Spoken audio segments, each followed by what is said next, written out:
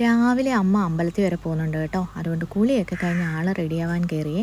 ആ സമയം കൊണ്ട് ഞാൻ ബ്രഷിങ്ങും കാര്യങ്ങളും ഒക്കെ കഴിഞ്ഞിട്ട് മുടി വാരി കെട്ടുവാണ് കേട്ടോ. ഇന്നും രാവിലെ എണീറ്റാൽ എനിക്ക് മുടി വാരി കെട്ടിയില്ലെങ്കിൽ എന്തോ പോലെയാണ് ആ ദിവസം കേട്ടോ. പിന്നെ ആ സമയം കൊണ്ട് ഞാൻ ചായ അടുപ്പത്ത് കൂടി വെച്ചിട്ടുണ്ടായിരുന്നു.